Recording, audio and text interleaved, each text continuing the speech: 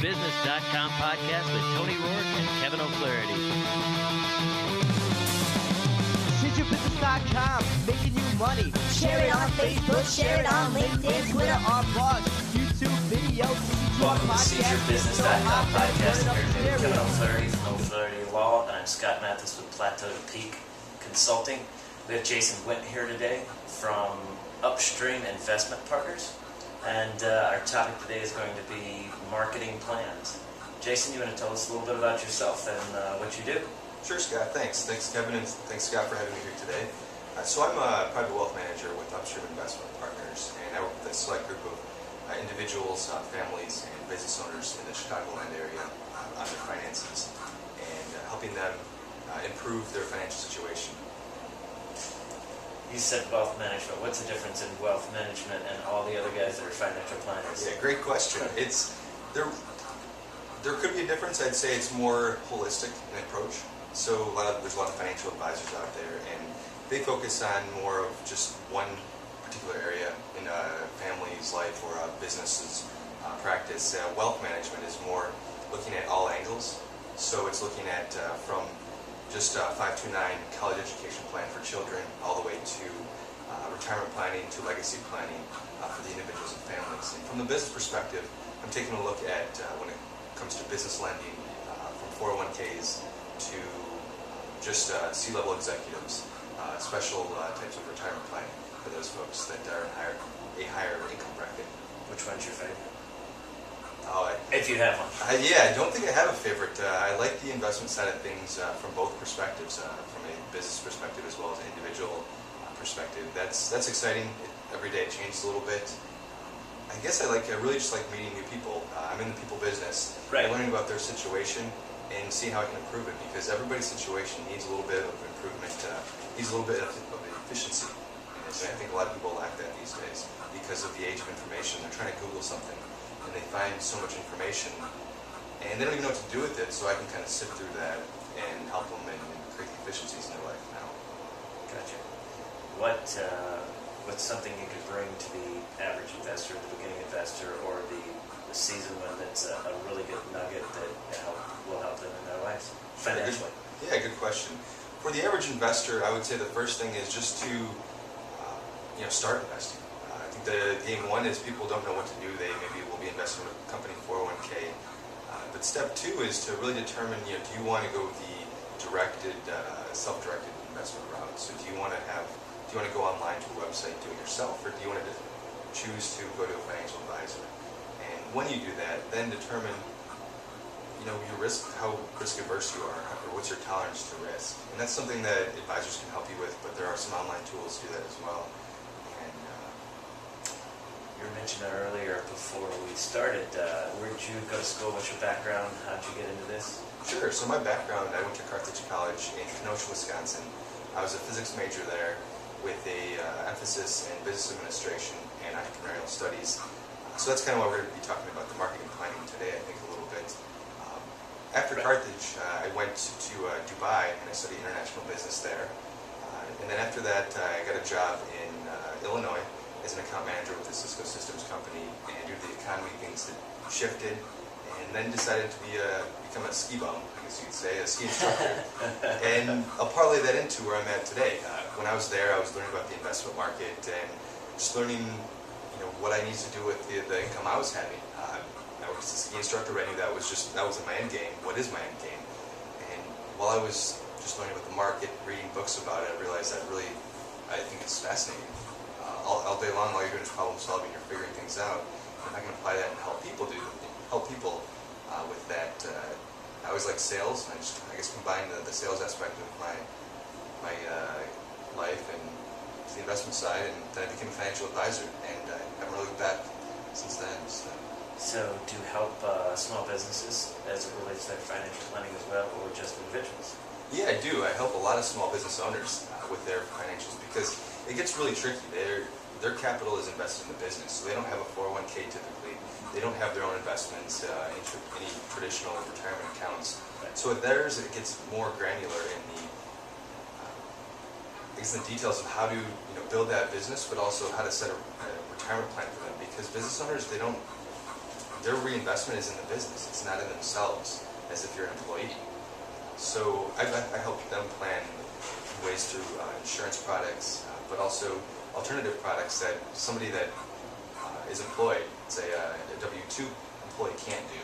And so I look at their perspective because they're a 1099 or a contracted type employee typically, and we look at their financial picture. And when you're looking at their overall, and this is jumping into the topic of business plans, how many businesses have a business plan when you sit down about financial plan? Do they have a direction? Do they know that's their what their end game is at all? Do they even have a plan? They all have a plan. They probably haven't updated it in a long time. Typically when they first start the business, whether it's themselves or a partner or some other folks that are within the business, they create that plan then, but now it's been collecting dust, been there for 5, 10, 15 years, and they haven't changed it, they haven't updated it, they haven't looked at it. And that's where I come in to help them reevaluate that business plan. Let's take a look at that. Where do you see yourself today? Where do you see yourself in 6 months, a year from now, 3, 5 years from now? And they realize that business plan is completely out of date. They also realize that the processes in place are out of date as well. Maybe they don't have social media in place. Maybe they don't have a website. The number of people I've spoken with that don't have websites today is pretty astonishing. Or they have a website, they're assuming it's going to drive traffic, and they haven't updated it in 2 or 3 years. Right.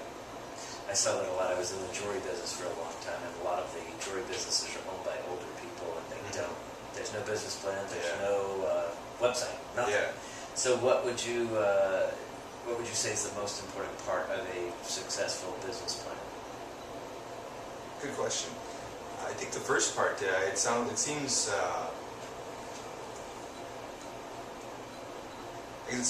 very obvious, but it's just to recognize that you need to have a business plan.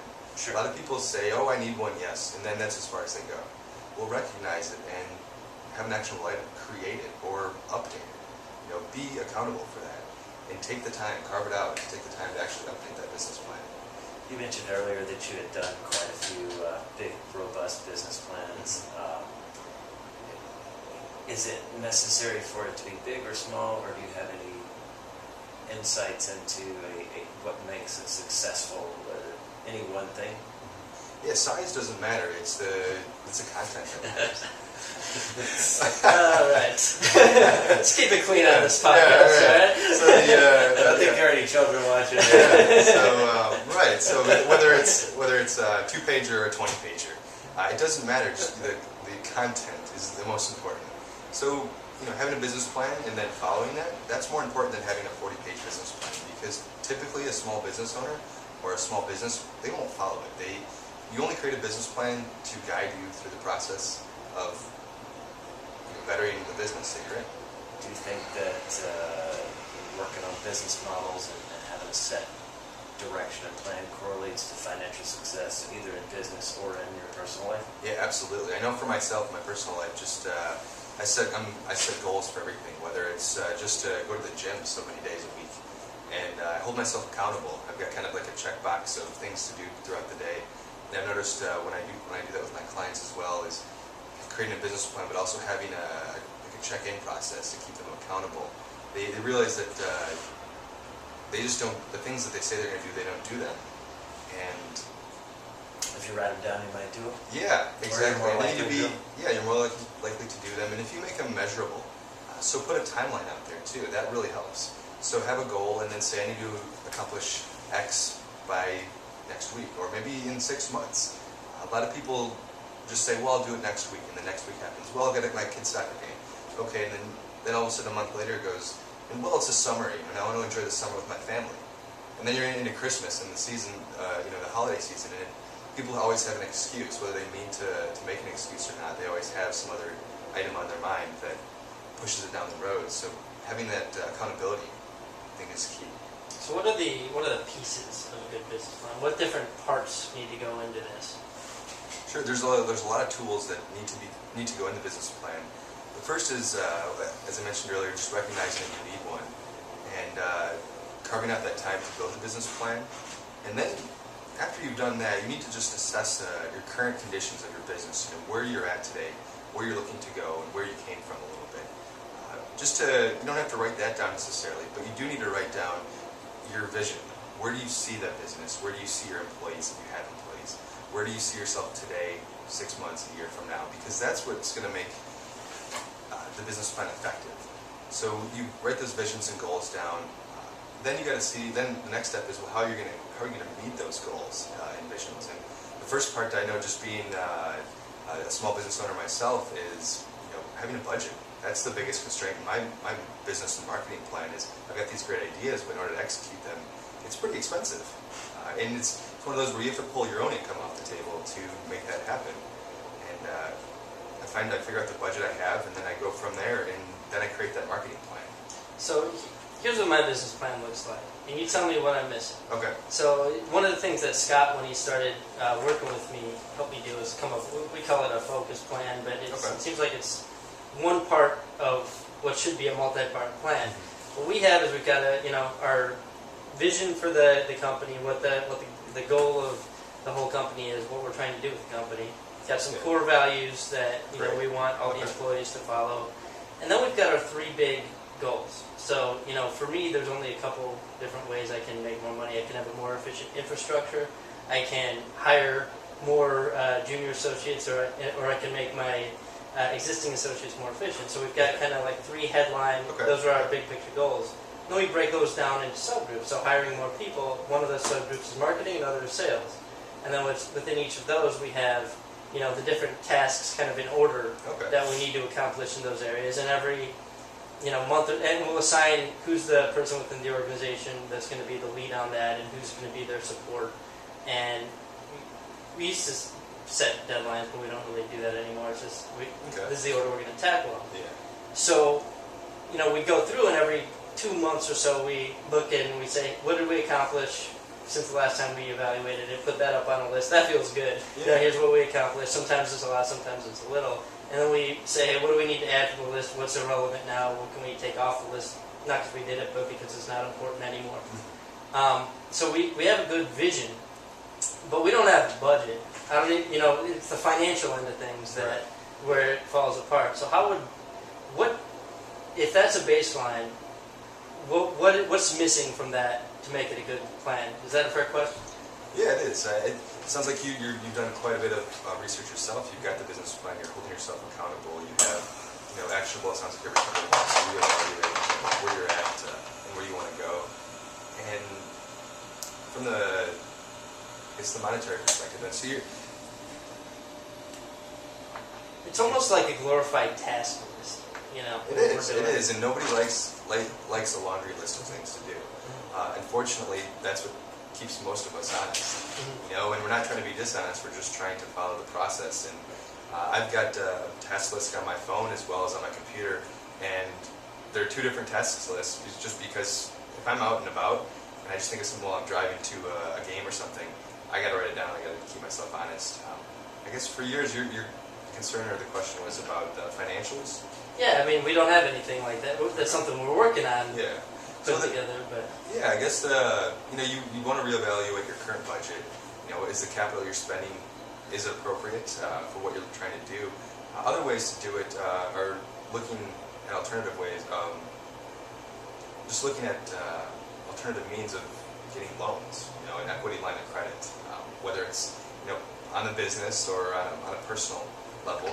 I've worked with a lot of business owners that they actually have life insurance policies, and we've converted some of that into a line of credit. So now it's freed up that life insurance policy in a sense that they can invest $100,000 into their business. That takes away directly from that life insurance policy if they're to pass.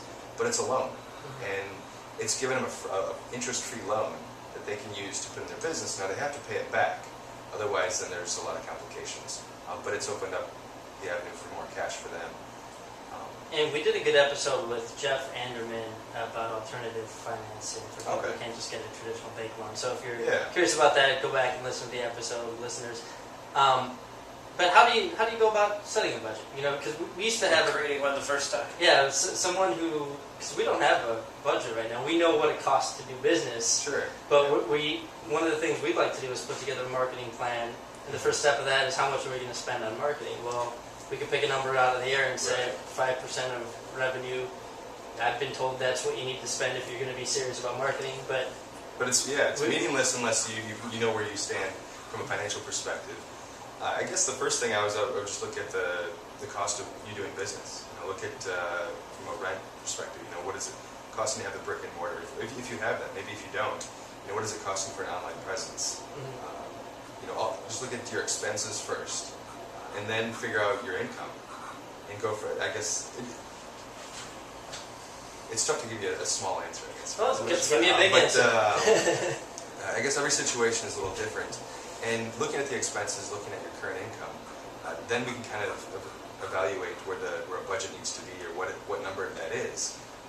It's eliminating inefficiencies, because I assure you that everybody has some inefficiencies. We all do. We're human. We're not a computer. I think a computer is pretty inefficient once in a while, but that's another story. But it's I guess looking at your staff too, making sure that they're not saying your staff is inefficient, but making sure they're doing the right tasks that'll produce the revenue you're looking for. There's a lot of things out there, and I'm guilty of it. Is I do a lot of marketing. I've updated my website. Is that necessary for me to do? It's very time consuming. Instead of me bringing in more clients and meeting with the existing clients, I'm updating my website. It's probably inefficient. I shouldn't be doing that. I should pay somebody else to do that, because my time is bringing in more revenue. So looking at it from that perspective also could help and open up some more income or revenue. So you've got to not only budget your money, you've got to budget your time, and you've got, if you want to have a 40-hour work week, which not everyone is lucky enough to have, Right. but how do you allocate those 40 hours? Can you trade some of your money to free up some of that time? Yes. Yeah. So when you start by looking at expenses and just maybe prepare kind of a monthly average and break it down by category. Yeah, I've done that. We're looking at a monthly average, looking at a 12-month picture of expenses. So for me, the fall and the spring are really expensive. I'm doing a lot of marketing, but I've also realized that's the most efficient time for me to do marketing. So we would first look at your expenses from an annualized perspective, then look at which months you either need to spend more money or you don't. And how do you figure that out? How did you find out that fall and spring were the most efficient time for you? Trial and error. Okay. Also, just talking with a lot of people that are in my similar situation in my industry. Every industry is different. If you're going to make Christmas trees, your expensive season is probably in the summer. Why is that? Because you're paying for marketing in the fall and the winter. So people don't really think that, it's going to be expensive for them to market Christmas trees in the winter. They've already paid for that, though, so their budget has to be in the summer. That's interesting. So once you've weighed out the expenses, then you can say, here's how much I need to take home in order to meet my personal expenses. Yeah. And then you've got exactly how much income you need your business to generate in order to satisfy those expenses. And then I assume you can say, okay, if I'm generating X amount of income and I'm only spending Y in expenses, then I can budget some of that for marketing. Is that how you would fit that figure? Yeah, in theory that's how it would be. Everybody's situation is so different from the expenses and the liabilities perspective that it's hard for me to generalize, I guess, that because whether you're an attorney or an advisor or you sell widgets or sell donuts, I think everybody has a different budget. I can't just tell you that you need to hire one more person and it'll be the end all. Because that may or may not work. Well, Scott, you've talked before about a cost of goods analysis. Yes. Can you explain what that is? Sure. I assume that's part of. Are you familiar with this, Jason? Is that part of a business plan, or is that a whole separate deal? Budgeting is part of a business plan, and that's part of budgeting. If you look at a cost of goods, you're looking at if you're making a pencil or a pen, what does it cost for the final product of that? And as it relates to what we worked on with you, it's a legal service, which is more difficult to do. But you've got the pen, you've got the sleeve, you've got the ink, you've got the ball at the end, and you've got all that stuff.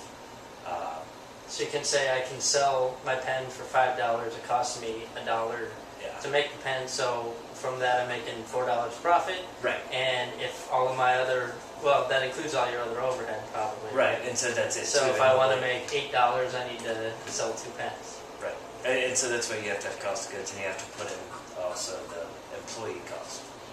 That's the other one I didn't mention. Because if I pay $8 an hour, it's an hour to do it, but it's $8. Yeah, and that would be in the business plan too, because when you're creating that budget and creating that marketing plan, you need to know that your cost of goods. Sure. And So, then, oh, go ahead. and inventory is something